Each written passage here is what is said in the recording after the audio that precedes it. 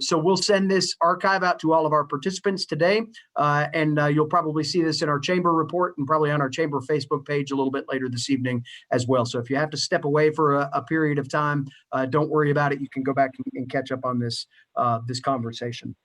A couple of events to tell you about real quick as we wait for the last of our attendees to come in. We do have a Watauga Women in Leadership Coffee Connections event tomorrow morning at 8. You can register for that at boonechamber.com. On the 19th, as we look at next week, we have our next Vision Northwest North Carolina event. We've been talking a lot about the focus on our future and how outdoor economy can play a role in our economic rebound here in Northwest North Carolina. Our next conversation in that series comes up on the 19th.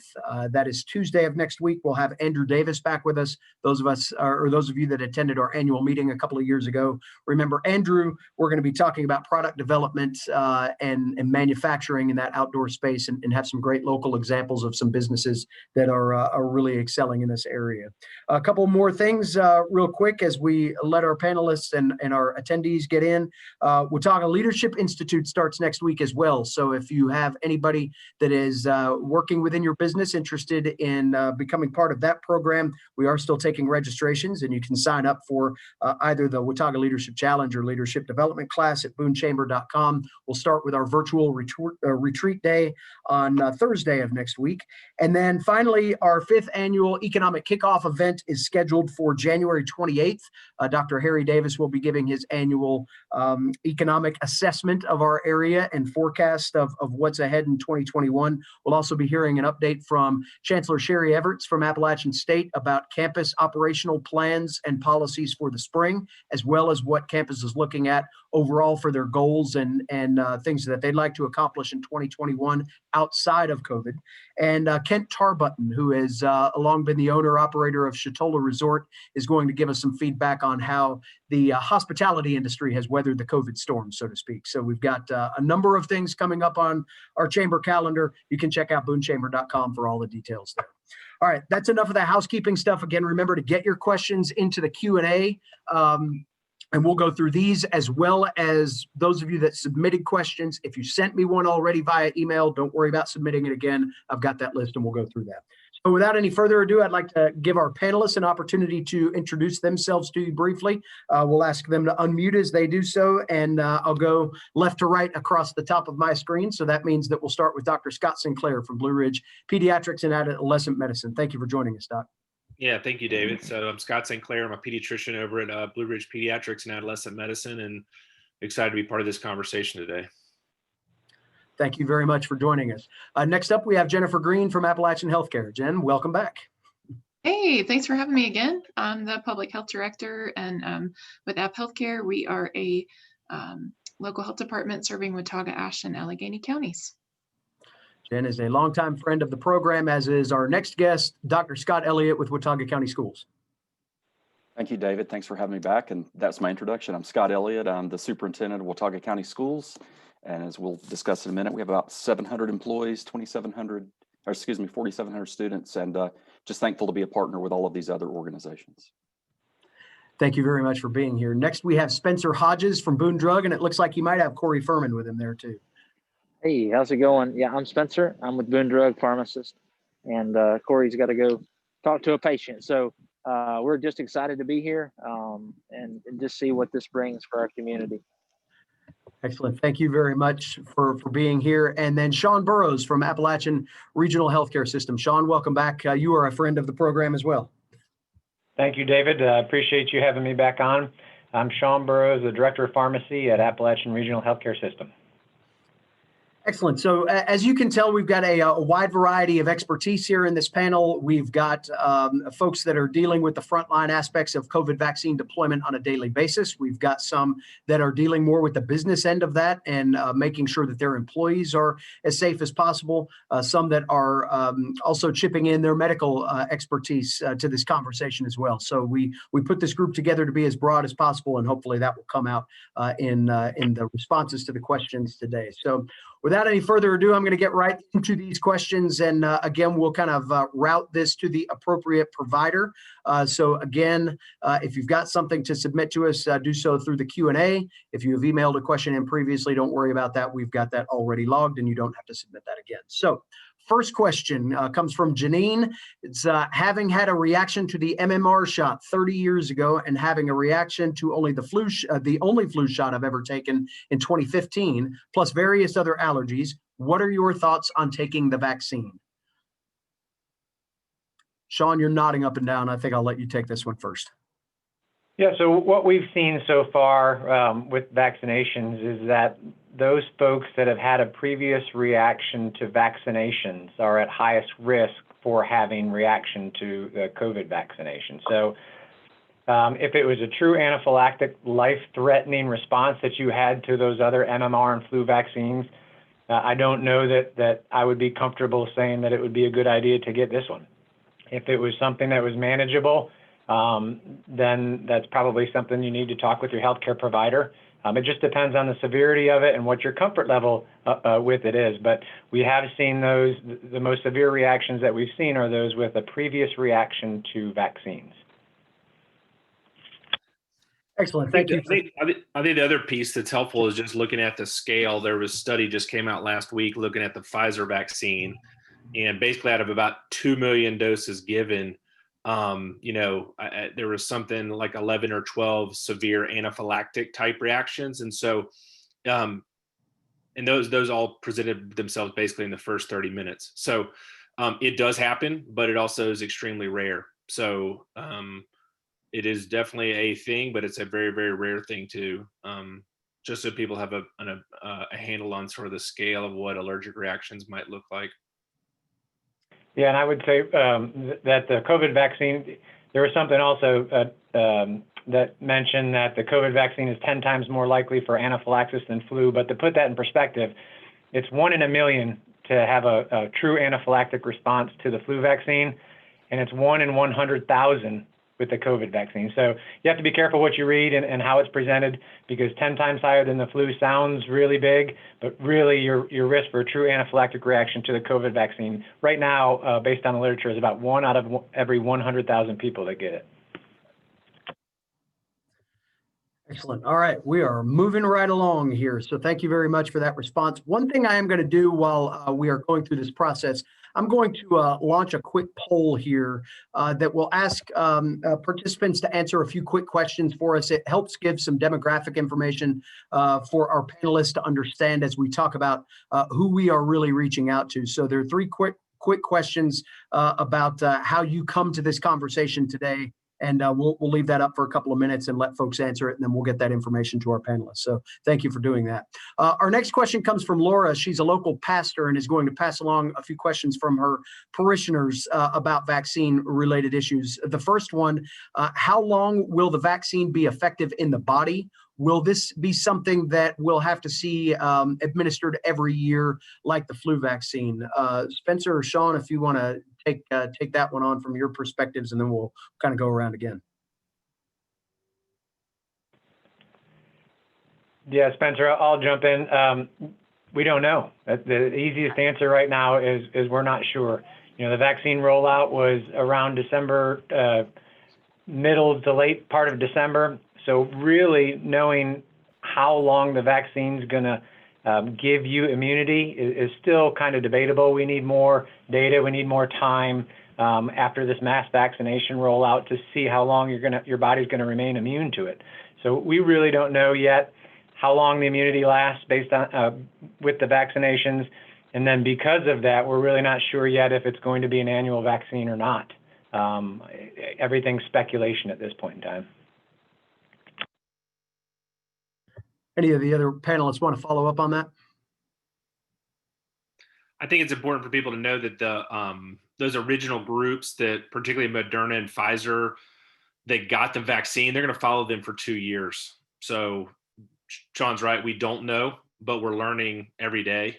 And so we do know it's extremely effective in the time period it was studied, and all those people are being followed as we speak. So we're going to learn a lot from that group that's going to be able to be applied to the rest of us in terms of how long. It does provide pretty significant immunity. And then how long does that last? Those people will be a big part of telling us what that looks like. Excellent. All right.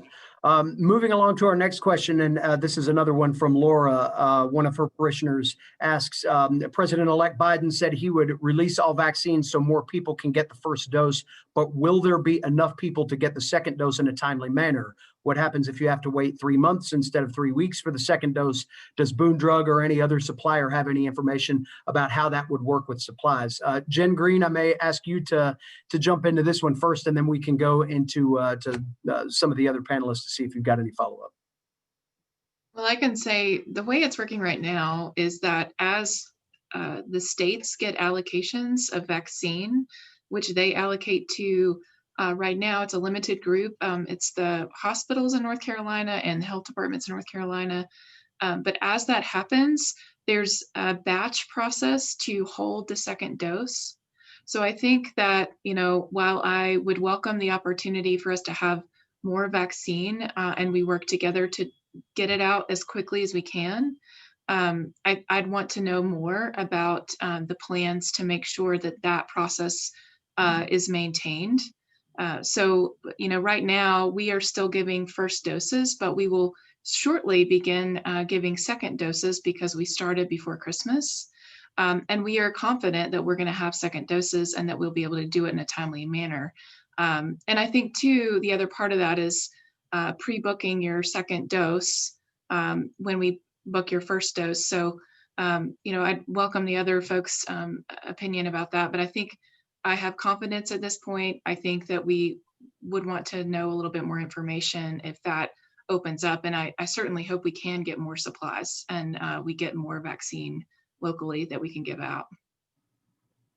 Yeah, I could jump in there from the community perspective of like the non-health department related entities, which thank you, Jennifer. We just appreciate all that you're doing and what the health department is doing to roll this out as quickly as possible. That's what we're here doing today on behalf of the health department, trying to help get vaccines to patients, and it is going incredibly smooth. We are overjoyed with thankfulness just to be a part of this and to be a part of the team that's able to do this.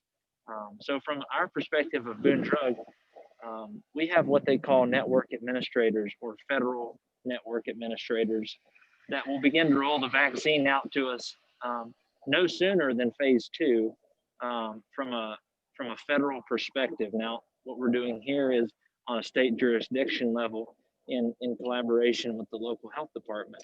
So our supplies, we're looking at probably the first parts of February into the middle, where we would get supply of the vaccine and be able to assist in that phased approach rollout to those phase 1B and even into phase 2 whenever that might begin. And so that's kind of the timeline. And certainly we will have some processes in place in our local pharmacies, as well as some mobile clinics where we can schedule folks and get them that vaccine wherever that might fall.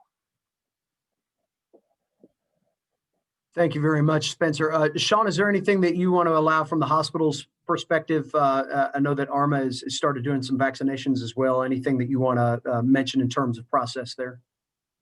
Well, I would just echo what Jen said. Basically, if the way the allocation works from the state is that if they give us 400 doses this week, they're holding back the second doses for that 400 dose population that we give this week. So if you get your first dose, you have another dose already being held back on allocation from the state. So everybody gets their first dose, should be able to get their second dose. All right. That's great. That, as you could imagine, has been a very popular question and what we've seen submitted. Another takeoff on that question, and Jen, this one probably aligns best for you first. With all vaccines for seniors, will those be deployed at the health department, or are there other options there? And this particular questioner says, I do not drive but live at home. Is there anyone coming to homebound seniors to help with that deployment? Then we'll let you start on that one. Yeah, so just like we have throughout the pandemic, our public health team is ready to go to homes for people who can't get out. So we are working very closely with the Watauga Project on Aging, but I would say we have a call center that's open 7 days a week. It's 828-795-1970. You can call us and tell us your needs, and we'll put you on a list. What we're trying to do is group those visits so that we don't have any vaccine wastage. We know that there's a certain number of vaccines we can get per vial, so we want to try to group those visits together. But we've done that before for testing needs, and we're prepared to do that again.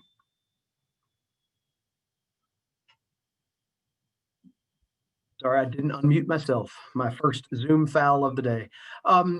Jen, I think it might be also a good opportunity here to explain the relationship a bit more between AppHealthCare and Boone Drug. I want to make sure that people are aware of that relationship and don't think just because Spencer and Corey are on the call that right now you can drive down to your Boone Drug and get vaccinated without having come through one of these prior scenarios. So can you explain the relationship of that and how Boone Drug is going to be able to help the health department in terms of deployment? Yeah, so pre-pandemic, if you can imagine, we're a pretty lean team here. We have a pretty small group, and we have shifted a lot of work over the last year to try to make sure that we can be responsive. So one of the things that we know is going to get us to a better place is getting more people vaccinated as quickly as we can. And so what we are doing today, for example, is we're partnering with Boone Drug to host vaccine clinics for us. So really, we're using the list of people who have completed our interest form, and we're giving them the appointment and telling them where to go. And so there are clinics. We have scheduled everyone, and they are vaccinating for us under our direction and with their expertise. So we're really grateful for that, because I think without that, we have a slower start to get things moving. Our goal eventually is to get where we can empty the tank every week, if you will.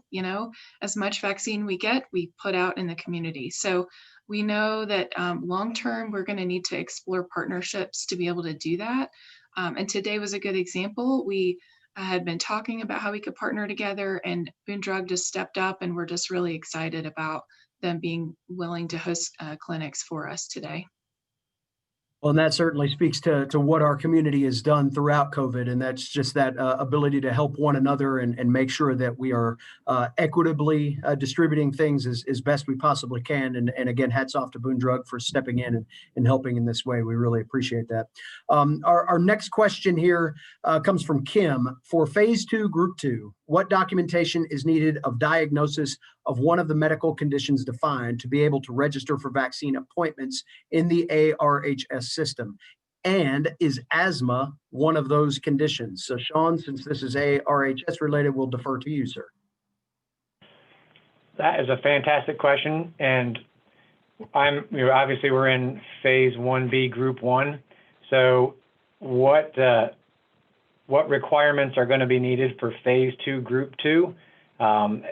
We've had internal discussions, with Jen collaborating with AppHealth, and even today, those phases and the phased rollout and the groupings, they might change. So Phase 2, Group 2 seems a few weeks away at least.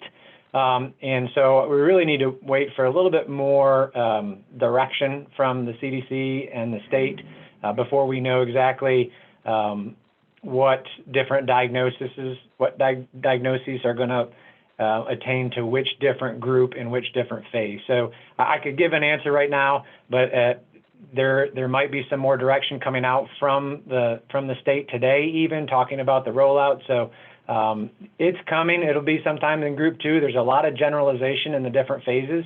Even Phase 1B, Group 2, there's still discussion on who exactly falls in there and who doesn't. So I think we need a little bit more guidance on that. But when the time comes, what we'll probably do, and it might change between now and then, what we're doing right now, David, is taking those patients that are over 75 years old and working them in through one of our clinics in Avery and in Watauga. And this is specifically for Phase 1B, Group 1 folks. And it'll be a similar rollout for patients of ARMA. They should receive notification that we are in another phase, and these are the folks that are eligible for those phases. And if you do receive that notification and are eligible, then you can sign up for an appointment on a link that's sent to you. Excellent. Thank you very much for that. And let me take the opportunity to do a quick screen share here if I can do it easily. And I want to show you all a couple of websites. We're going to send some links out with this information on it as we send out the recap of today's event. This is AppHealthCare's COVID-19 information page, and over on the right-hand side, you can see that there are links to their vaccine information. I'll also show you the ARHS website that has the same information on there for their patients. I would bookmark these two websites if I were you to stay up to date on the latest information that is coming out from your individual providers. I think that's a great way to make sure that you're not missing anything, but also not having to keep clicking refresh on your browser day after day and time after time. Those partners will be sharing at those websites. We'll embed those links in the email that we send you after this, so don't worry about having to jot that down, but just know that those are two trusted resources in our community to get the latest about any kind of details within the groups that you may be looking for as it pertains to you and your vaccination scenarios. So just keep that in mind. Our next question comes from Carolyn. What percentage of the population needs to be vaccinated before we can have large group gatherings? And when do you think that might happen?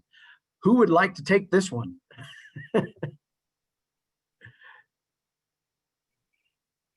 Nobody is rushing.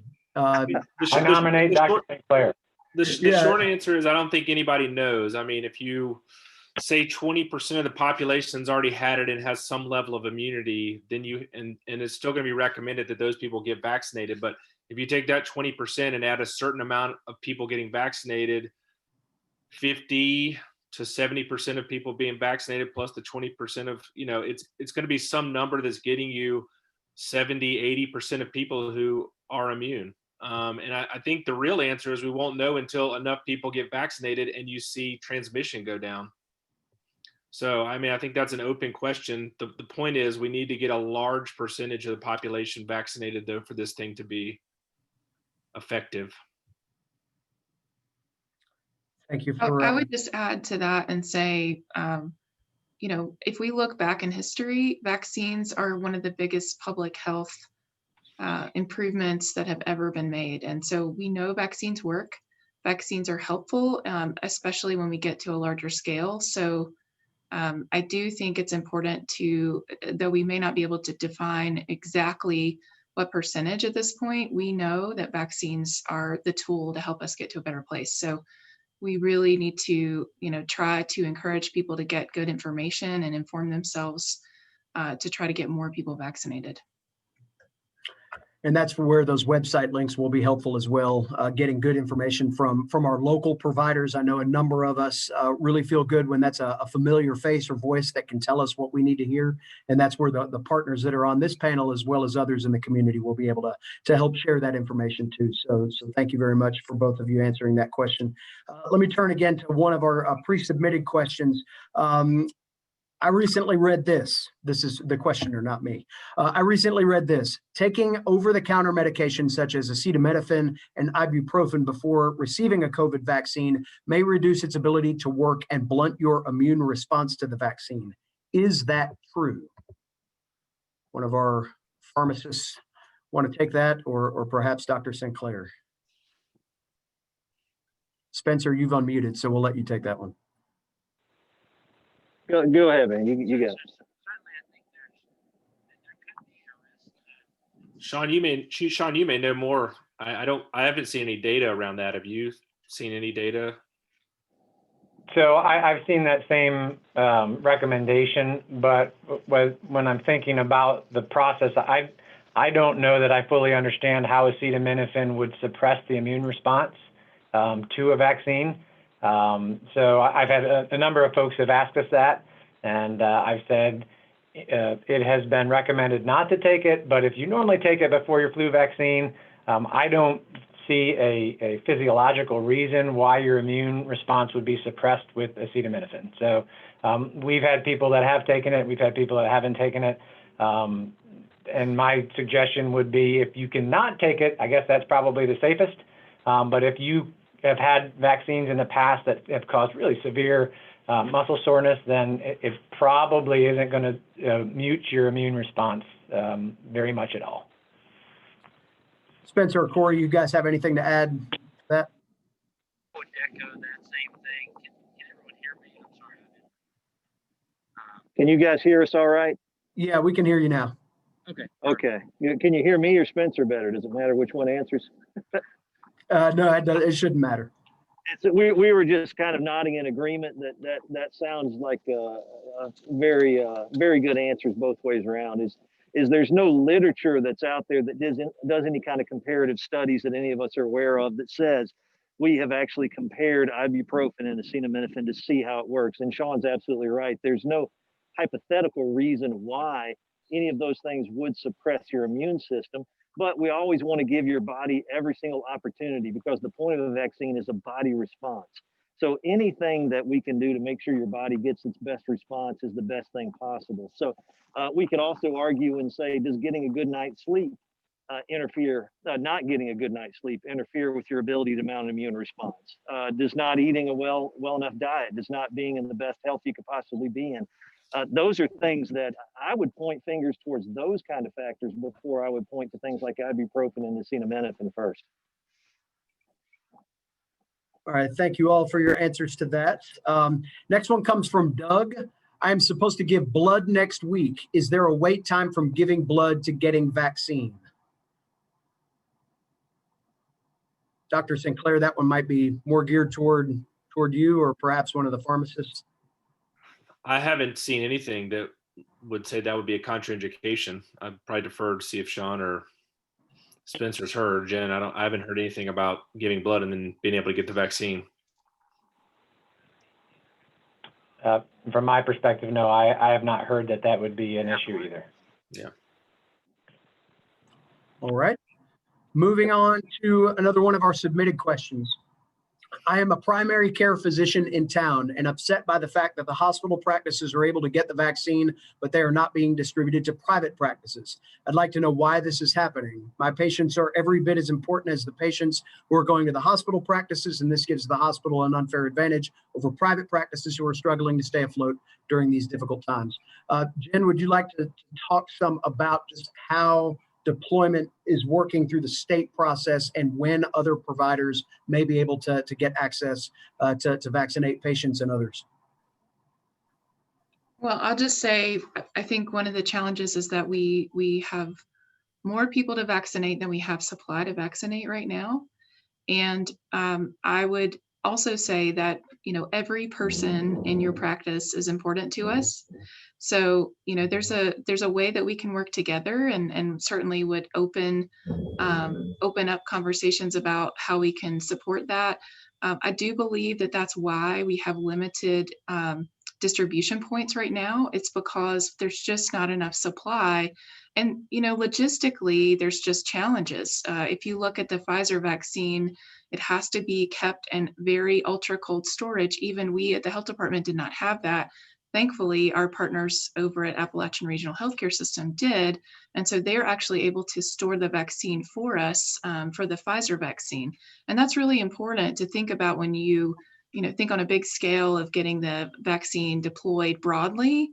And then there's other logistics, like right now, if you have Pfizer vaccine and you are getting that allocated, and remember the state allocates that, we don't make requests for how much we want. They have to be shipped in a minimum amount of 975 doses. So that's a big quantity. And I think those types of logistical challenges is what is making the state really focus in on health departments and hospitals as the first point. But I would say, if you have a list of patients, remind them that they can go sign up at this link. We are trying to work through that list and work together between Appalachian Regional Healthcare System and us to host other opportunities for people to get vaccine. So I don't know if Sean wants to add anything to that, but I would say, we want everyone to get it. Everyone will get it that wants it. It's just taking us a little bit of time and unfortunately some of the logistics that we just don't have control over. Yeah, I would jump in as well and say that between the collaboration with AppHealth and ARHS, we're trying to logistically do the best that we can to get all the vaccine that we get out as quickly as possible. There are a lot of logistic storage issues, as Jen mentioned. What people don't understand that also with the flu vaccine, it's a very simple process. There's a lot of flu vaccine. There is so much data entry issues with the COVID vaccine, regulated by the CDC and the state. It takes 5 minutes per person just to get all of the information into the computer, which is required because if somebody gets the vaccine here today, they could potentially get it somewhere in Wilmington in 28 days, but you have to make sure all of that information and data entry is in correctly. So because of the limited amount of vaccine available, they really have tried to limit distribution so that entities that are familiar with being able to handle rollouts and record keeping, such as the health department and the hospitals, do the best that they can to make sure all of the I's are dotted and the T's are crossed. So it's coming, and we're really trying to do the best that we can with the quantity that we have, both the health department and the hospital. Thank you both for answering that question. We'll move on to the next one. With approximately 7,500 Watauga residents age 65 or over, and with the new CDC guidelines that put the 65 plus group in 1B, how long would you anticipate it will take to work through all of those over the age 65 in the county? I think we probably need to apply that to age 75, but nonetheless, I think the question here, and we've seen several of these types of questions, do any of you have a sense right now as to how long it will take to progress through 1B and move forward into phase 2 here at some point in time? I'll just start and say a lot of that is going to be driven by the amount of vaccine we receive. I do believe we are working very hard to have partnerships that will, in effect, have infrastructure for us to roll out vaccine as quickly as we can, both through volunteer sites that want to host a clinic and our work together between the hospital and the health department, Boone Drug, the school. We have a lot of plans to roll out broadly as quickly as we can, but a lot of that is driven by how much vaccine we are going to get. So I think, if we got a few thousand a week, we might be able to roll through that pretty quickly using lots of partners. But keep in mind that each group is a little different size. So when we say 1B, that's all the essential workers, the way it's defined, 50 and older right now, and all those who are younger than 50, and it includes all healthcare providers that are patient-facing that haven't already been covered. So, quickly we're moving from a smaller group that's hopefully we can get through, in a few weeks, to a pretty large group. And I think that's the reason that we are trying to think about bigger scale clinics where we can come together to get more people vaccinated. But it's hard to say a timeline. I don't know if anyone else has thoughts about that. I think that's not in January, I would say. Yeah, the guidelines, there are target dates that the state released, but those are kind of moving targets, I would say, as more information comes out. The initial target was phase 1B group 1 would start about this week for most places. And so we both have started phase 1B group 1. 2 weeks later, it would be phase 1B group 2. And 2 weeks later, it would be phase 1B group 3, which would put us around February 8th. So you're probably looking at mid to late February at this point in time with the latest guidance that we're out. But again, there might be some different information that comes out from the state even today that changes some of those target dates. So right now, you're looking probably mid-February at the earliest for phase 2, unless something changes. Thank you all for your answers to that one.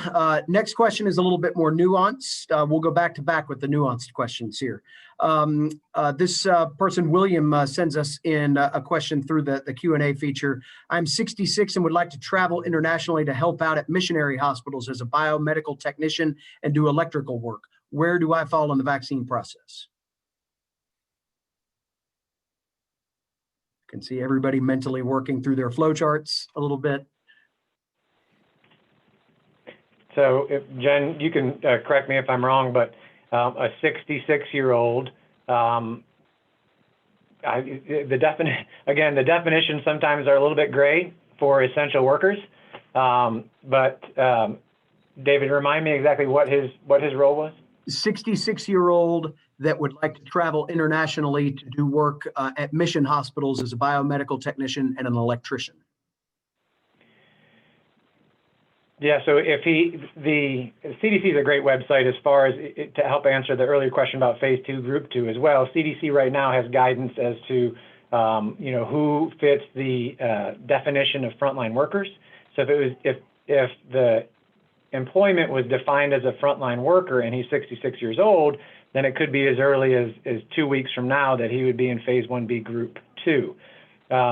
Otherwise, you're looking, further down the path, somewhere in group 2, and probably in phase 2, where he would fall. Again, it's almost like splitting hairs without specific guidance as to who exactly a food and agriculture worker is, who exactly is a manufacturer worker.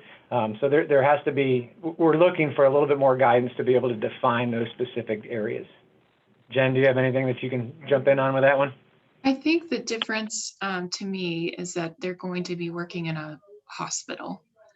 So that may make the difference. And I think that's, Sean's right, we're waiting on some more clarification from the Department of Health and Human Services to give us exactly what they mean by these groups, so that we are following their guidance. But I would tend to think could potentially fall into phase 1B, group 2, or, with that being the focus of their work. But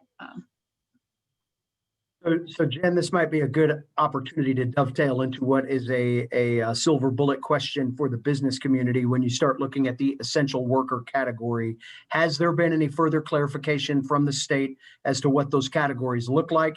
And I think the other fairly common question that has come alongside that is there anything that the businesses can do themselves to help prepare their employees for the eventuality of being grouped into one of those essential worker categories? Is that create a spreadsheet, verify employment, anything along those lines? well, I think we still are waiting for some more clarity around the definitions of essential workers.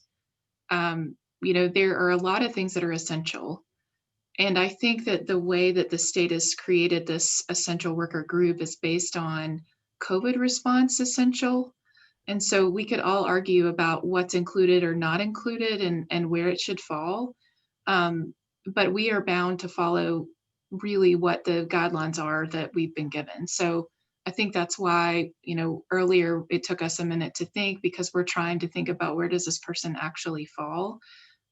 We do expect to get that any day now. And I would say, stay tuned, because as we continue to get more information from the state, we could see that evolve even further. They might give us some additional direction about how to approach this phase that we're in. And if that's the case, we have to pivot and we will do that. And I'm sorry, David, did I answer the full question? Well, I think it's certainly got us started in that right direction. And maybe I'll bring Dr. Elliott in on this part of it too, because I think there's a question too about the educator aspect of this and where does educators start and stop.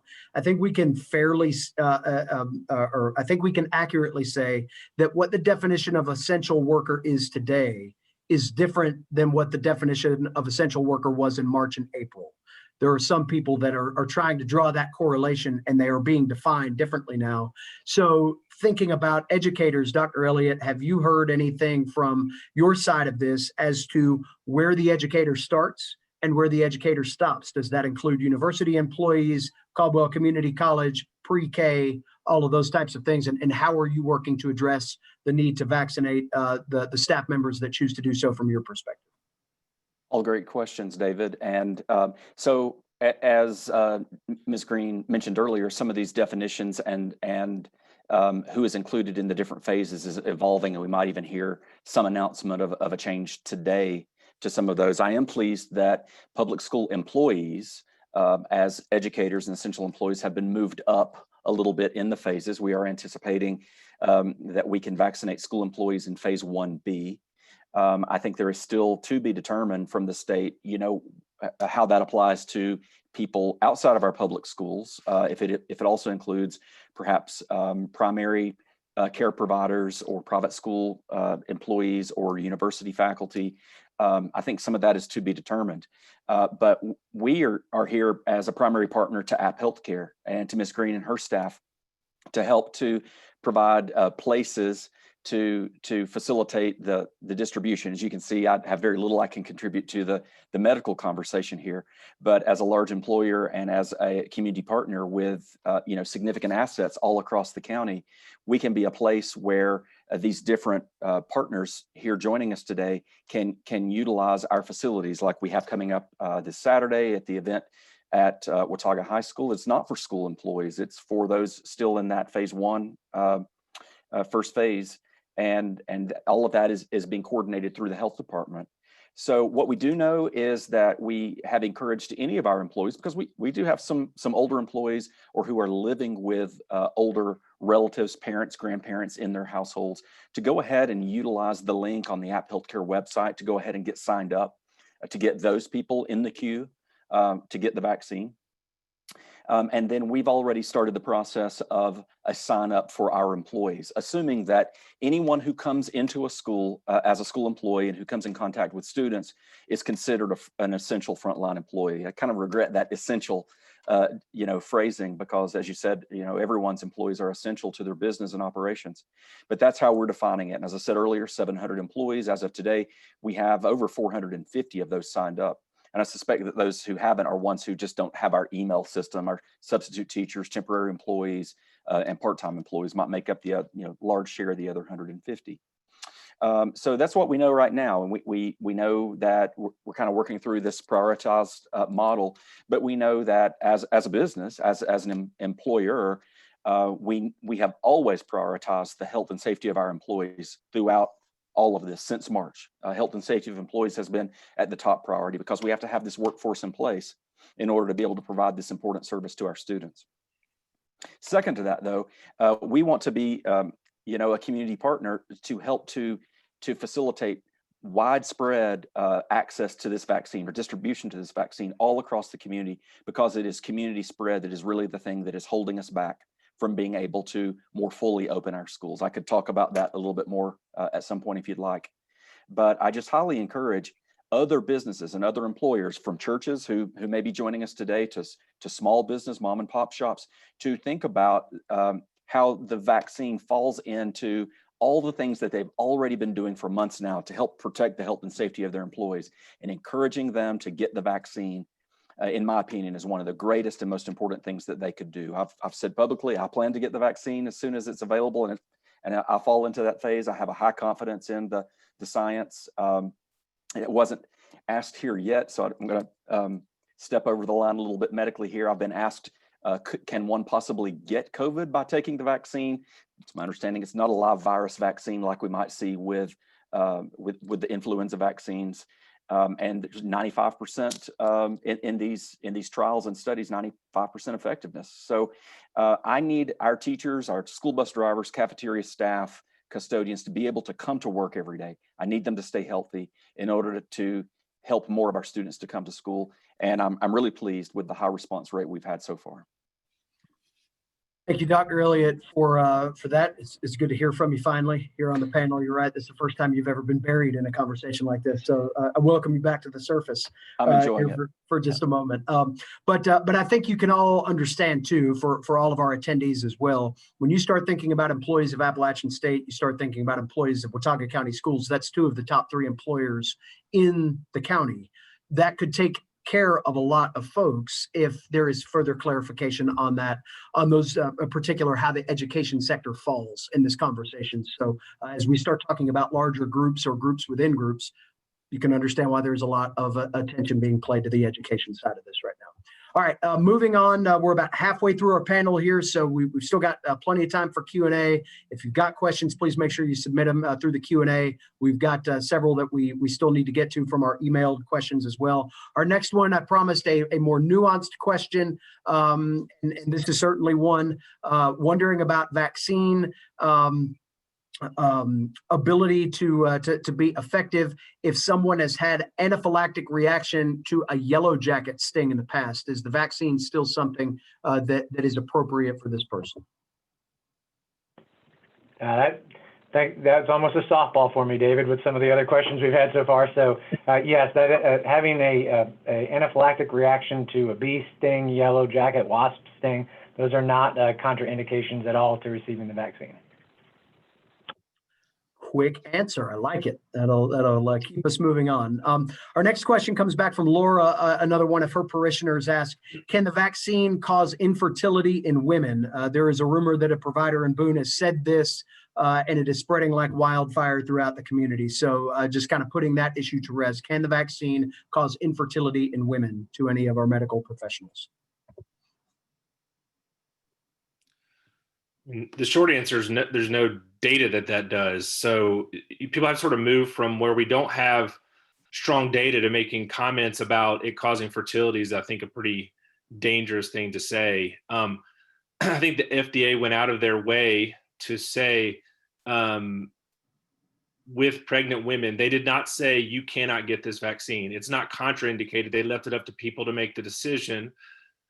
Partly because pregnant women are at higher risk if they get COVID to get sicker. So people have the ability to make that decision for themselves. There was not a pregnant woman arm in any of these trials. Women did get pregnant during the trials, and those are currently being studied. Moderna has submitted like animal trials on safety for basically for pregnancy within animals, and those have all come back positive. But the Society for Maternal and Fetal Medicine, which is one of the big societies that govern a lot of this, they didn't say, yes, you should get it, or no, you shouldn't get it. They wanted to say, hey, you should have the opportunity, since you are a high-risk person, to make this choice yourself. So we don't have that specific data, but I do think it does get dangerous when people start throwing out things like this vaccine can cause infertility when there's no data to show that that's the case. Spencer, Sean, anything you want to follow up on that with? Dr. Sinclair said it exactly. The CDC stated, oh, go ahead, Spencer, you're on, man. You're in. I mean, no, I was just going to echo that. I think more on the side of it's certainly good to get the expertise of the ones like Dr. Sinclair in on that. That's something that can cause a lot of community reaction, and we want to try to help as much as we can ease those concerns. So yeah, I would just echo all those things and kind of agree with all that's been said already. And I'd also say the CDC has a whole website dedicated to that, so you can get on there and read. It'll say generally what I just said, but there's a good CDC COVID vaccine and pregnancy page. We'll make sure that there's a link to the CDC in the email that we sent out as well, so anybody can mine through those specific scenarios as best as you can. As long as we're on the subject, let's stay on the "this is what I heard" realm of conversation here for a moment. Sharon submits a question. I heard a doctor say on the national news that the vaccine does not prevent the virus, but it would decrease the amount of people who will have to be hospitalized because they have it. Is that true? David, I didn't hear your question. I'm so sorry. I'll say it one more time. I heard a doctor say on the national news that the vaccine does not prevent the virus, but it would decrease the amount of people who will have to be hospitalized because they have it. Is that true? I mean, I think you get to a little bit of what the primary endpoint was for the vaccine trials. So the primary endpoint for the vaccine trials was figuring out, did the vaccine keep you from getting sick? And it's very effective at keeping you from getting sick. One of the questions that's not totally answered yet is, does it keep a person who's had the vaccine from transmitting the virus? That we're still doing research on. Although the Moderna study did take people when they showed up for their second dose and did swab their nose before they got their second dose, and it did seem to indicate that there was a lower burden of COVID floating around in those people who'd gotten the vaccine compared with people who hadn't. It was a much smaller subset of people who were studied, so I think they're hesitant to make that as a proclamation, but I think that's what that person was probably trying to say is, we know the vaccine will help you from keep you from getting sick. We don't quite yet know whether it keeps you from transmitting the virus. And that's why, for now, after you get your vaccine, you should still be wearing your mask and distancing and doing all that other stuff, because we don't have that as a defined scientific answer yet. Sean, any other? No, I think that's well said. And, you know, it basically you build up immunity 2 weeks after you get vaccinated. So we're talking about 95% immunity, basically 42 days after for Moderna, because it's 28 days apart and then 14 days after that. So if you get the Moderna vaccine, you're talking about 95% immunity after 42 days, which is far and away higher than what anybody expected when we initially started this. But keep in mind, that's still 1 out of every 20 people that aren't going to have that immunity. So as effective as this is and as fantastic as it is, that does not mean that after you get your 2 shots, you are completely immune to even getting COVID. So we really want to encourage folks that even after you get vaccinated, even after your 2 vaccinations, with the great percentage of immunity that we can see, you still do need to have the same precautions as you had beforehand until we get enough people in the country vaccinated where we have the herd immunity and it's not being transmitted as much. Moving on to our next question. Jen, this one is for you. What determines when one phase ends and the next one begins? Well, some of that is directed by the state Department of Health and Human Services. And some of that is directed by how many people we have in a population and how we are approaching it. I mean, I think some of it, as I mentioned earlier, it's pretty easy when you've got a narrow group and that's not maybe as large and as impactful in our whole community. I mean, we are trying to walk carefully. So Sean shared that the department had already sort of preemptively given some potential dates where we could be moving further into phase 1B. But we will have to see locally, you know, what the guidance is from the Department of Health and Human Services. If that changes, we will certainly adapt. But I think we are trying very hard to put the people who are at the highest risk for severe illness or death first, and be flexible where we can, where, you know, if the department says, now we want you to prioritize this group or that group, or we want you to put this forward, we're trying to be flexible enough so that we use the information we've already collected and we adapt. And I think we've continued to do that throughout this time. So it's hard to say exactly, but I would say what we're trying to do is coordinate between us and say, do you agree we're still in phase 1A or 1B group 1? This week is 75 and older. We launched that group at the same time so that we could be, you know, vaccinating people within the same group. So I think that's the goal, with room for flexibility where it makes sense. And Sean, you may want to add to that. No, I think you made a great point, because based on the allocations of vaccine supply that we're getting, and the previous question was talking about 7,500 folks in the community that were 75 and older. If we continue with the current allocations that we get, if we use all of our vaccine, we still haven't hit the 7,500 people. So whereas other places may have already been or able to roll into further phases, we wouldn't want to start in the 50-year-old phase if there's still 75-year-olds that are at higher risk that are eligible for the vaccine. When we get vaccine, that's who we want to vaccinate first. So we'd love to target it every 2 weeks, like the state has said, but it's really dependent on how much vaccine that we're able to get. Jenna, I think that allows a great opportunity here to maybe segue into the vaccine deployment process. There have been a few questions that have been asked about that. Just how does Watauga County get its supply of vaccine? I know that's a one-sentence question, complicated answer. Go. Okay. So we had an opportunity to enroll as a provider. And Sean can probably attest to this because the hospital had to do the same process. There's a lot of, I would say, certifications of how we store vaccines, even to the point of showing our freezer and refrigerator capacities and temperatures and how much room we have to store vaccines. We had to do all of that along with read a lot of information about what it means to be a vaccinator, for this vaccine. So we did that, and it's, that process has already taken place. Each week, the state gets an allocation from the federal government, and they have to split that allocation. Part of that goes to the long-term care federal program that you've heard about. So the Walgreens and CVS pharmacies that are going out to long-term care facilities, and not all long-term care facilities were covered under that program, but many were. And so the state has to take part of its allocation and put it into that federal program. And then the other part goes to hospitals and to health departments. And they have to, assign that to us. So usually we find out late Thursday or even Friday what our allocation is going to be for the next week. It's assigned to us.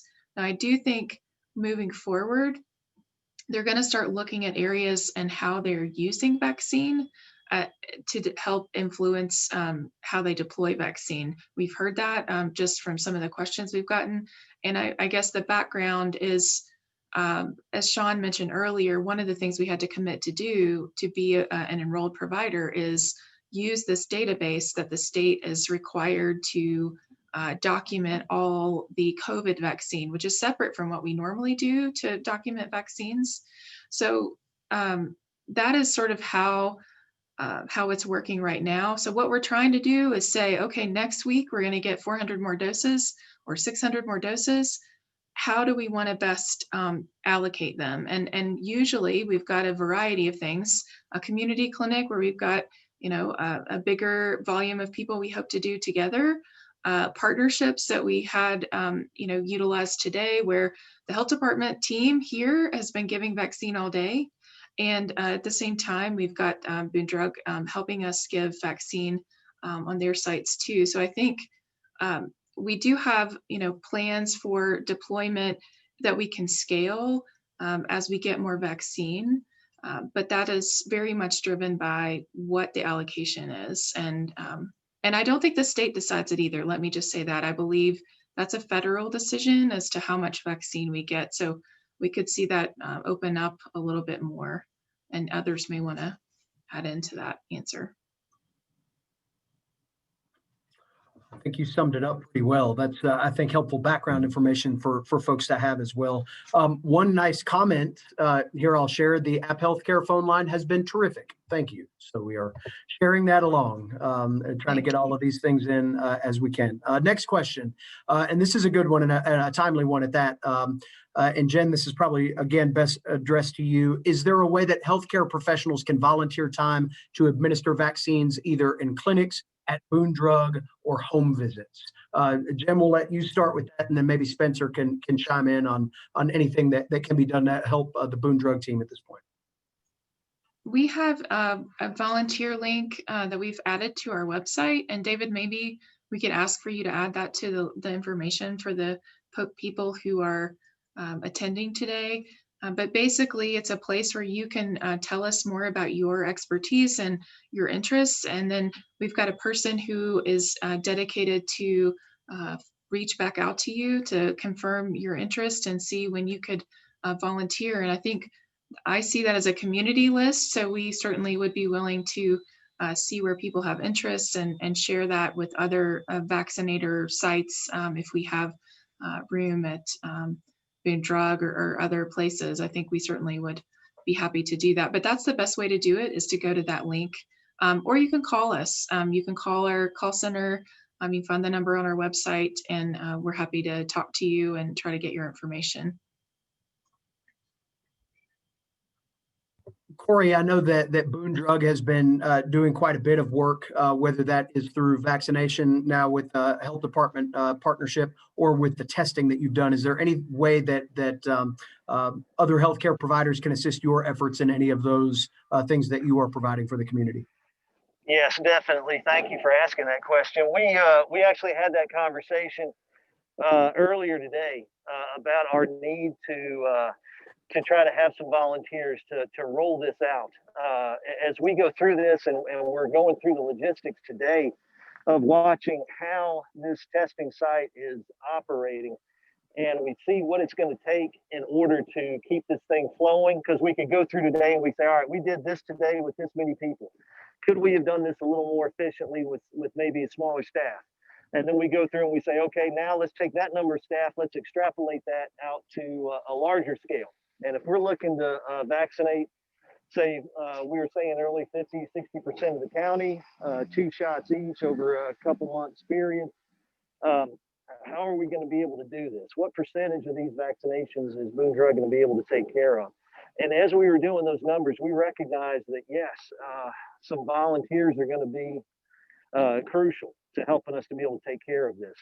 So in a nutshell, yes, absolutely. We're going to be putting some information out very soon on our website as well about what we can do to help. And then with just like we've been saying all along, we don't want this to be a Boone Drug thing. This is not going to be a hospital thing. This is not going to be a health department thing. This is going to be a healthcare thing. And so what can we all do as the healthcare providers, any volunteers that Boone Drug can have and say, hey, here's someone that can help us. We're going to take that name and information as long as the volunteer doesn't mind. And we're going to share that with the health department as well. Just like Jen mentioned a minute ago, she said, she'll get her list of volunteers and say, well, how can they be helpful, not just with the health department, but at Boone Drug. And so for each of us to be looking at this at that scale is going to be crucial to help to get these numbers out, to get people vaccinated. And again, it's not just the logistics and operation and function of each of the people that are represented here today, but it's what we can all bring together as a whole. Dr. Elliott nailed it perfectly. The facilities that he could provide to help to get the people that can give the vaccines. I mean, it's just the way this is all going to have to come together. It's one of the things about COVID that if you're going to look for a silver lining in something, I never want to say, boy, I sure like this epidemic or pandemic, excuse me. But I will say this, I like watching how the community has responded. And for each of us to pull our resources together and work together has just been amazing. And just to hear questions like that, to hear people say, how can I volunteer my time? It's just a beautiful thing. And it really shows how well we all work together. Very well David, said. Thank you. Sean? David, if I could jump in for just a second. And what I would stress also is that it's great. I mean, it's great to have healthcare resources, people that are familiar with vaccination and clinical folks, but we need data entry folks as well. And I know Jen would probably echo this as well. We had a clinic last night. We saw 100 patients. It takes 8 hours on the back end to do the data entry for 100 patients. So that type of resource, if people are wanting to volunteer and don't have a healthcare background, it's okay. Any type of help, especially with data entry, would be great as well. That's a great point to make, and Corey, we'll share whatever information Boone Drug puts out on that as well. We can send that out after the fact to the folks that have participated in this, as well as through our other chamber resources. But I think, as Sean said, doesn't necessarily have to be something that has a medical background. There are plenty of needs throughout this process. So if you're interested, we'll have that volunteer link in the information that we send out afterward. Go back to the questions here. Go ahead. Yeah, Sorry, I'll say something real quick. Now, to go back the other direction, it goes both ways. We have a gentleman out here today who's helping us as a volunteer from Samaritan's Purse, and he's actually helping us with traffic detail and helping people in the parking spots. And he and I took a break a minute ago, and I walked over and said, hey to him, we got to talking. I said, so what is it what do you do over at Samaritan's Purse? He said, oh, I'm an epidemiologist.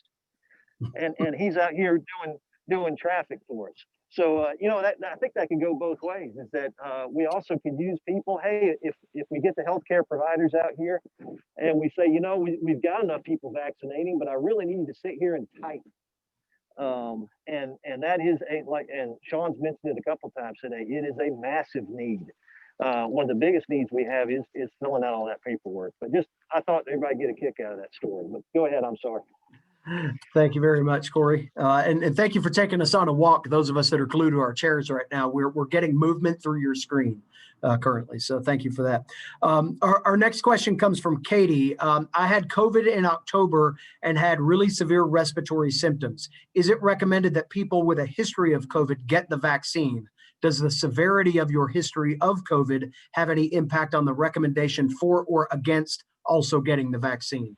Dr. Sinclair, you might want to get in on this as well as our pharmacy friends in this particular situation. I'll let Sean weigh in a second because he may have more details on that. But my understanding is that if you've had COVID, it's still going to be recommended that you get the vaccine. It seems that the vaccine actually produces a more robust immune response than actually having had COVID. So the question, I think, is around timing and should you get it now? Should you wait? And Sean, you may be able to weigh in more on that front.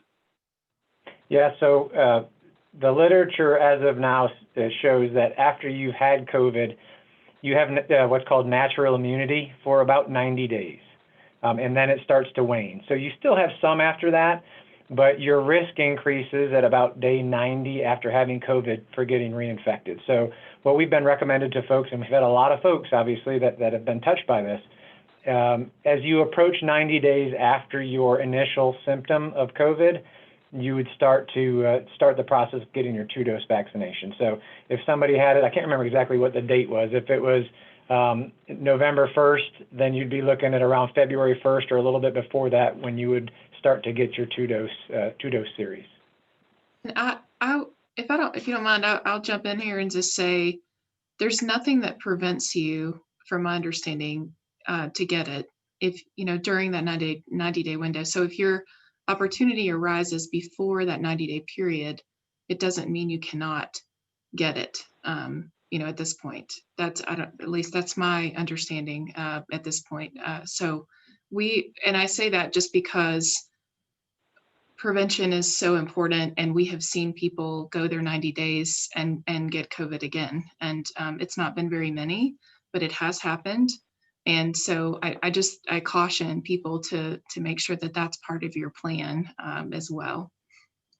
Yeah, so it definitely is not contraindicated to get it again. We have heard of a few cases where exactly that has happened. People have had COVID and they've had it really badly. And then in about 20 some days, they've gone out and gotten their first vaccine. And at that point in time, your body has built such an antibody response that if you get it super early after you get COVID, the reaction and side effects of the vaccine are heightened during that, especially during the first 30 days. So Jen's right. The window would be sometime, even if you wanted to be fully immunized by 90 days, then you could start at 60 days.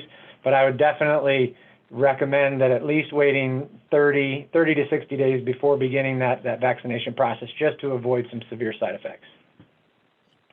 We got about 20 minutes left in our panel discussion here. And again, I thank all our panelists for helping us. We're going to try to get through as many of these remaining questions as we've got. Next one comes for Dr. Elliott, interestingly enough. Will there be any effect on local school operations as Watauga County Schools faculty and staff have the opportunity to get vaccinated? Yes, we certainly hope so. And not just school faculty and staff, but the whole community.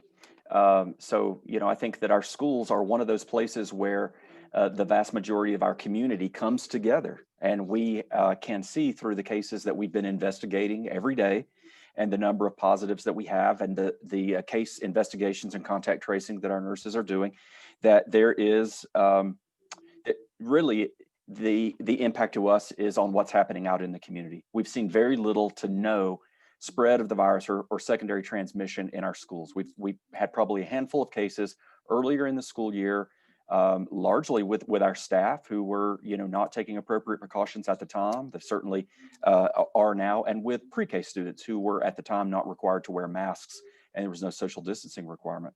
So this week, we received the results of a study from Duke Department of Pediatrics and their ABC Collaborative. They're working with about 56 school systems across North Carolina. They did a study of about 9 weeks with 11 of those school systems who were providing in-person instruction for students. So students and staff were showing up even at limited capacity. About 90,000 people, in those 11 school systems, students and staff.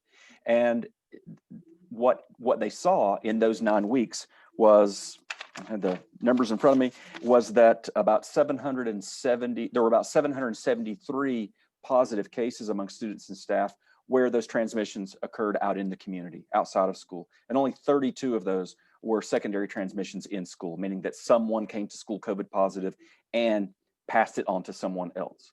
So what that says is that what we're seeing, and I think that there are some physiological reasons for it, especially for children ages 10 and younger, that their bodies are just not as receptive to the virus as older children and adults are. So we have some encouraging research that says that there's minimal viral transmission in school. I would argue that some of that is because of the protective factors that we've put into place, most especially the limited capacity, having only 50% capacity so that we can maintain that 6 feet of social distance, which is the Plan B that Watauga County Schools is under right now. And so, yes, I can't say that as we begin to see our staff members immunized that we'll begin to open our schools back up. Sean did a really good job earlier of kind of laying out that timeline of how long it really takes to begin to build up that immunity up to 95% effectiveness. But we have to start and we have to get going and we have to, as a community, embrace the role of the vaccine in becoming a healthy community where there's minimal community spread and where there's a greater chance that sending more of our students to school at one time will result in us maintaining operations, having enough staff, enough teachers, enough custodians, bus drivers in order to keep schools open. Short answer is yes, but it isn't going to be immediate.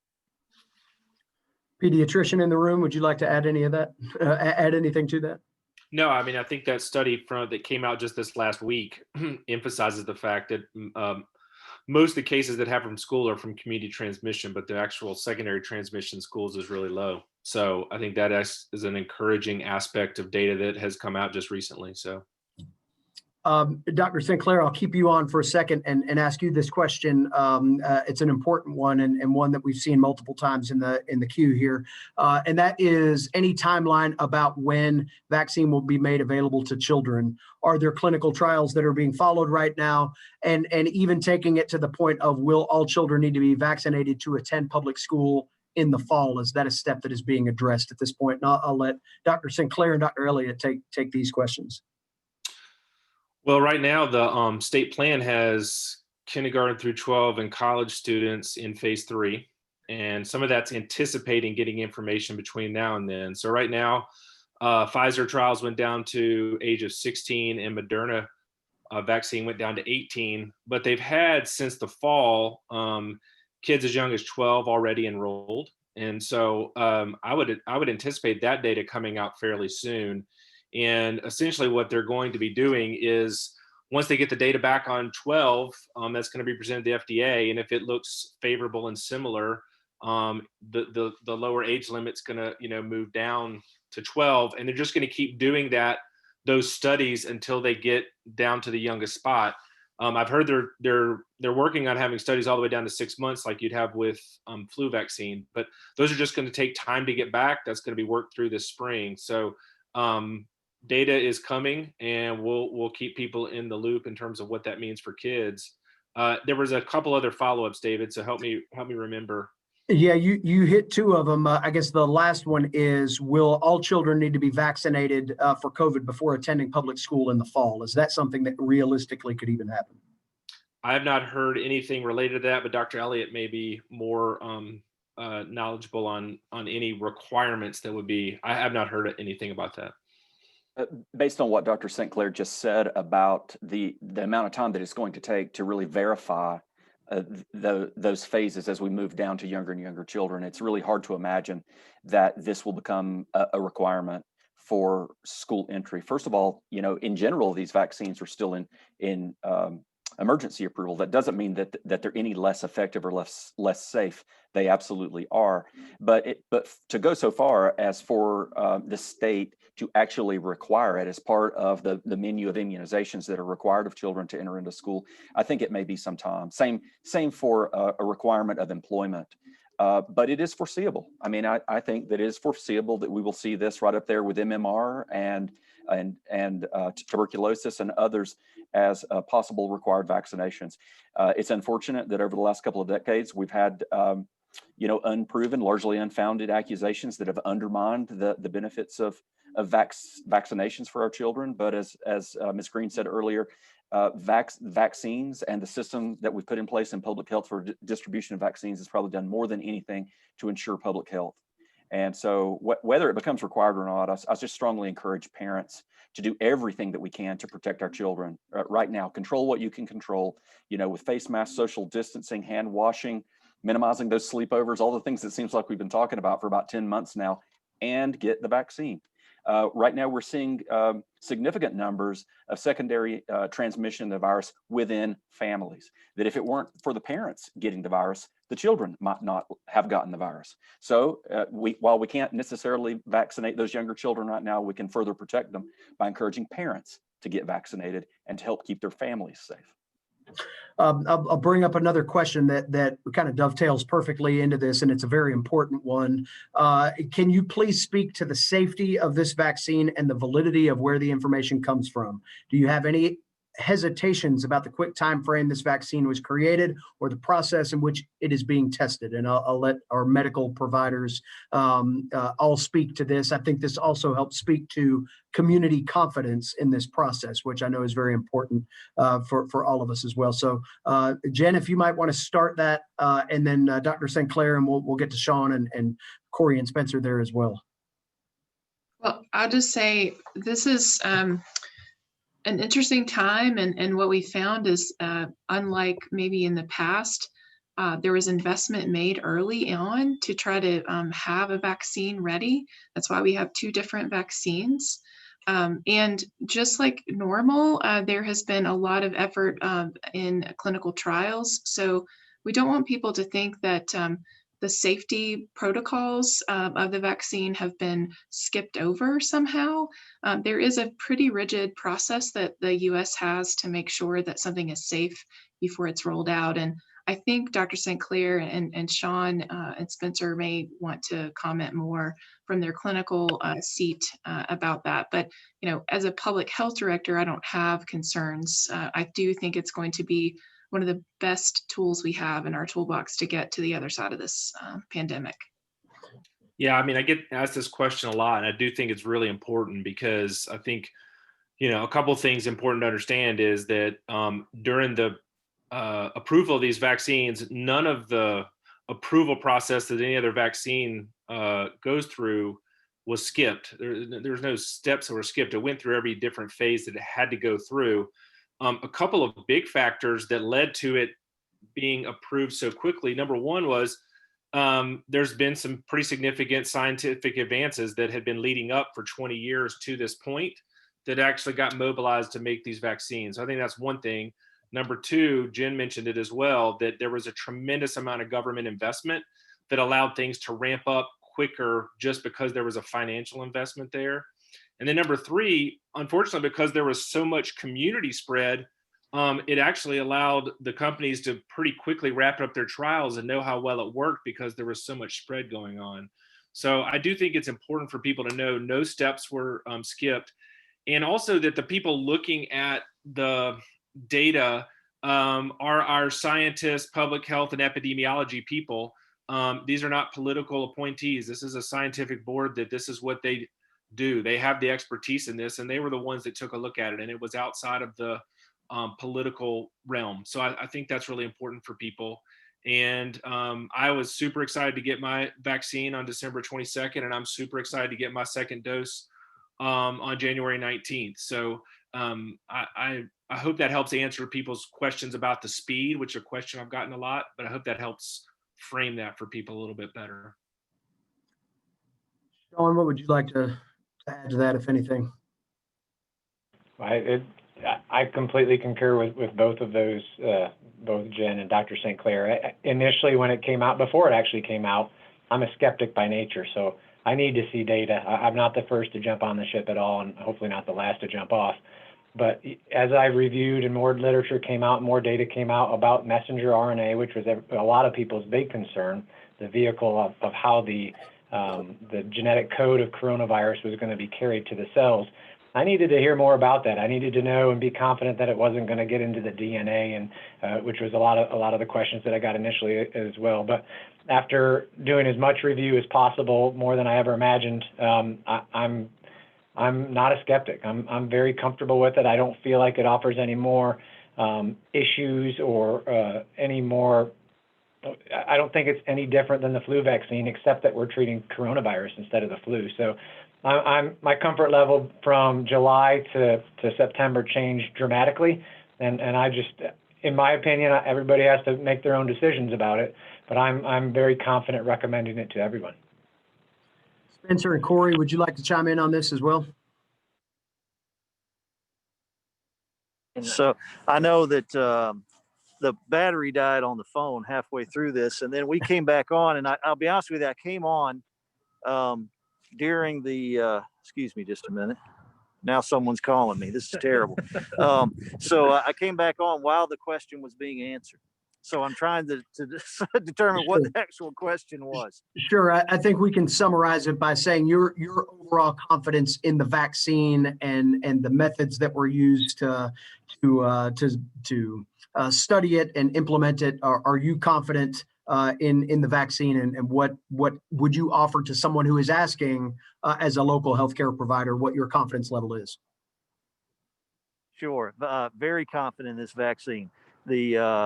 Yes, there's been an awful lot of technological advances that have really brought this about so that we can have that confidence in it. And then the sheer numbers of people involved in the studies.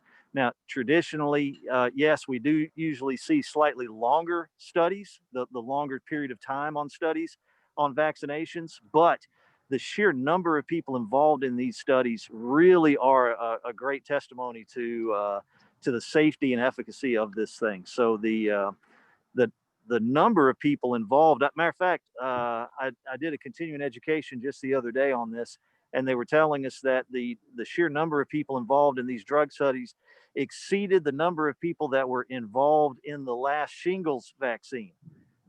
So we've actually got more people that were involved in this drug study than a vaccine that's been out on the market now for quite some time.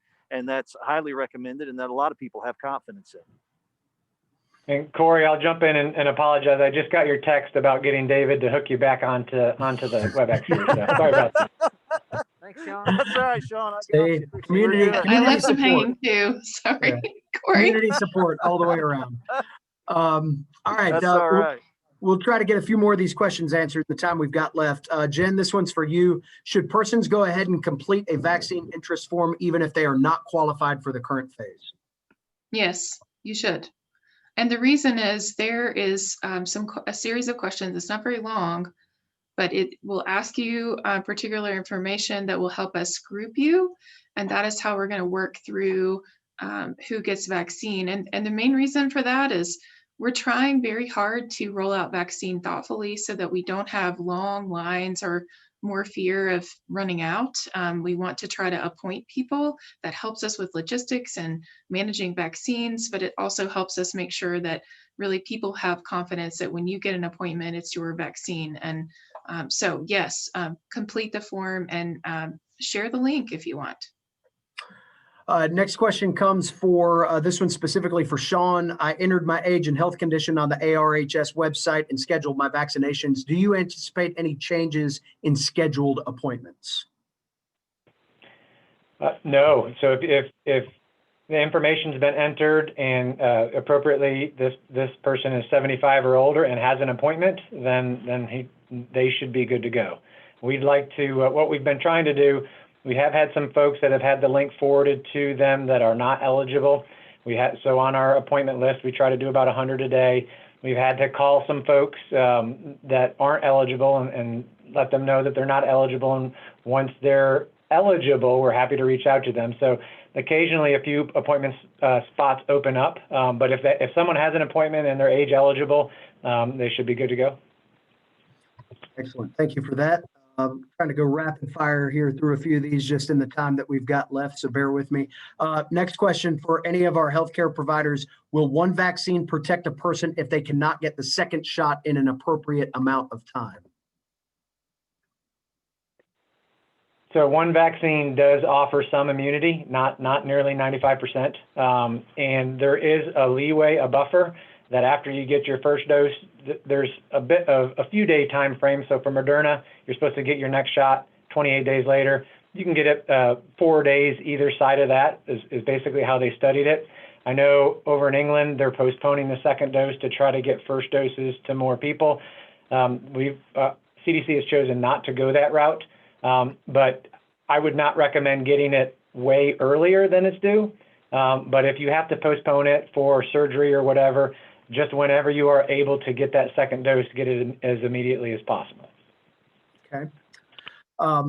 Next question here is, let's see, I think we've covered that one. This one's kind of a funny one. Is there a process to use leftover doses? I am retired and can be at several of your vaccination sites within 5 minutes notice.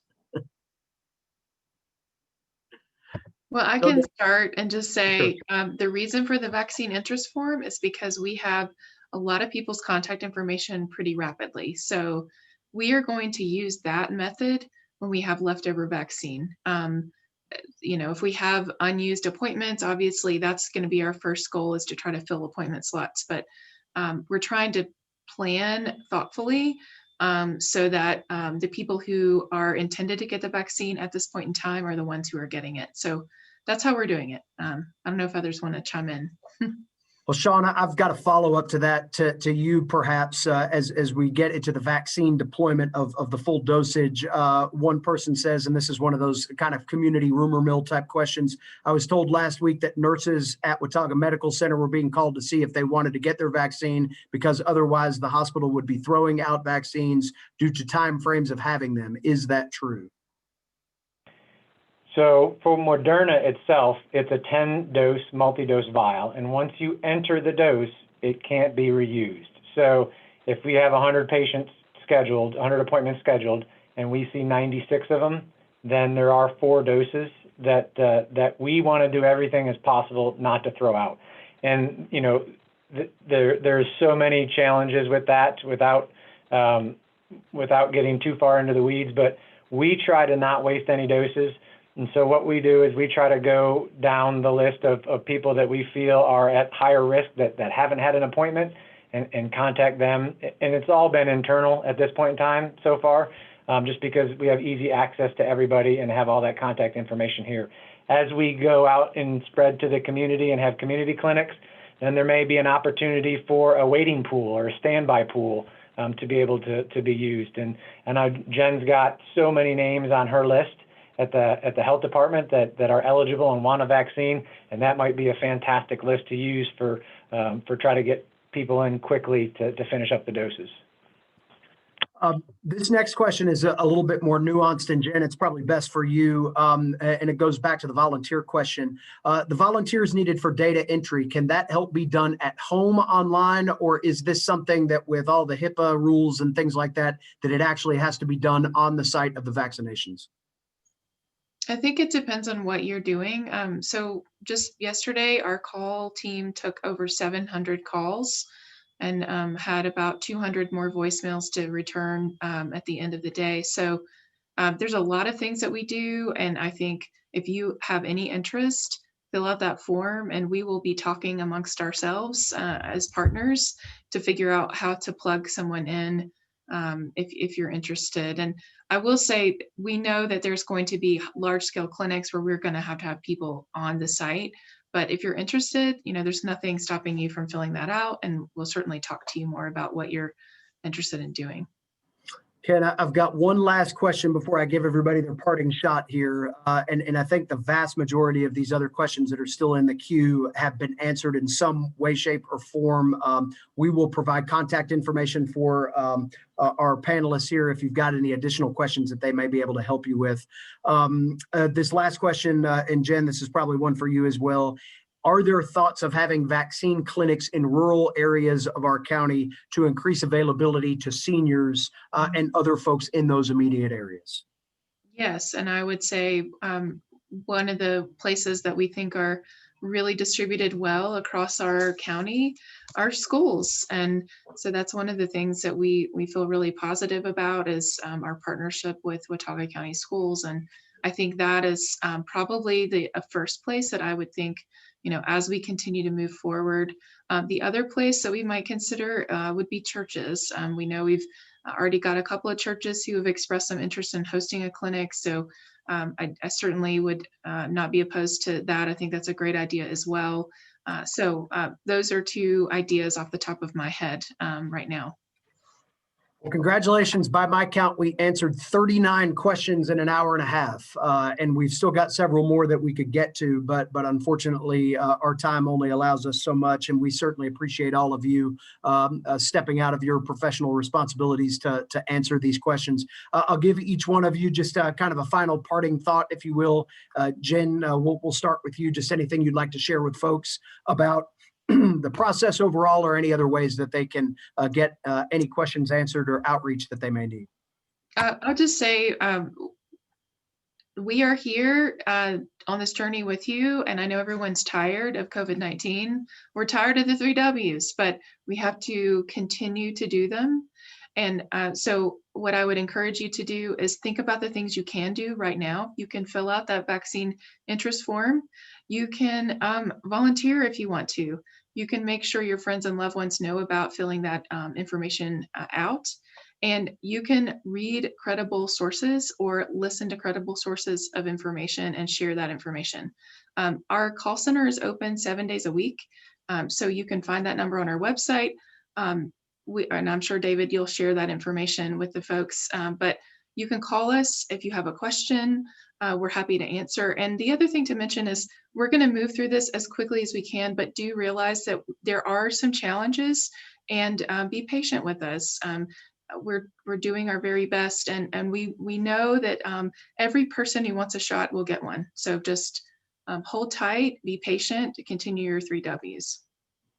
Thank you very much, Jen, for your time today and for your leadership in all of this. We really do appreciate it. Sean, we'll go next to you.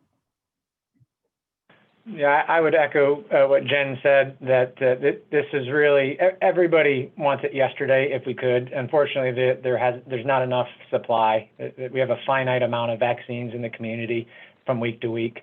And it's really more of a marathon than a sprint. And I've said it before on your program, but we're working together. We're collaborating through the community to try to make this as seamless as possible of a rollout to the community.